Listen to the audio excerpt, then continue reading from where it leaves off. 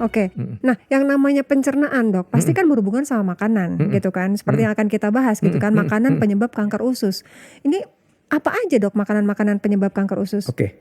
Makanan itu salah satu penyebab kanker, tapi bukan satu-satunya. Oke. Ya, jadi secara umum tuh kanker usus itu bisa disebabkan karena satu genetik.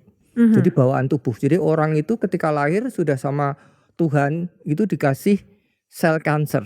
Hanya sel kankernya itu masih dormant, dia masih tidur di situ.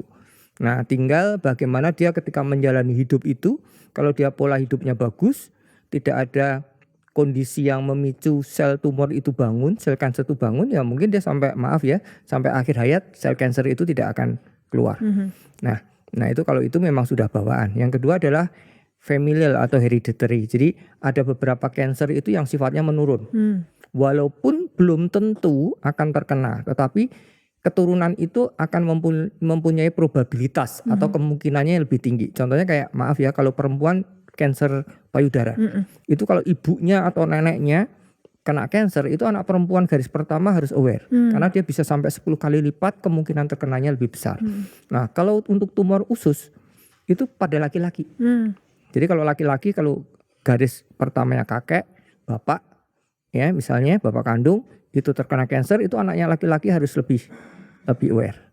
Ya, jadi itu harus lebih, deteksi dininya harus lebih bagus. Nah, yang ketiga adalah faktor environmental, jadi lingkungan atau faktor dari luar. Nah, itu bisa dari pola hidup, termasuk pola makan, atau yaitu ada radiasi atau kontaminasi dari luar. Nah, itu makanan itu termasuk faktor yang dari luar yang sifatnya intrinsik.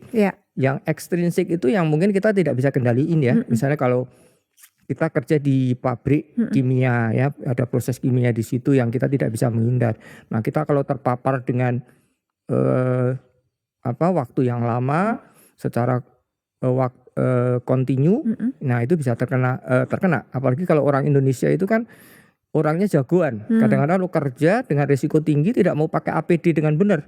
Jadi alat pelindung diri seperti kayak tukang cat itu disuruh pakai masker enggak mau. Padahal kalau kita lihat di luar negeri itu tukang seniman cat itu, cat semprot itu kan dia pakai APD yang kayak waktu kita kena COVID dulu kan. Karena mereka sadar bahwa itu berisiko. Tapi kalau di negara kita kadang-kadang itu masih belum jadi perhatian penggunaan itu. Nah, itu bisa. Atau misalnya ada radiasi dulu korban-korban Chernobyl ya. Nah, Hiroshima Nagasaki itu banyak kena. Nah, kalau faktor intrinsik yaitu makan. Jadi pola hidup ya, jadi orang yang stresnya tinggi, yang kurang istirahat misalnya, kurang olahraga, nah, termasuk pola makan.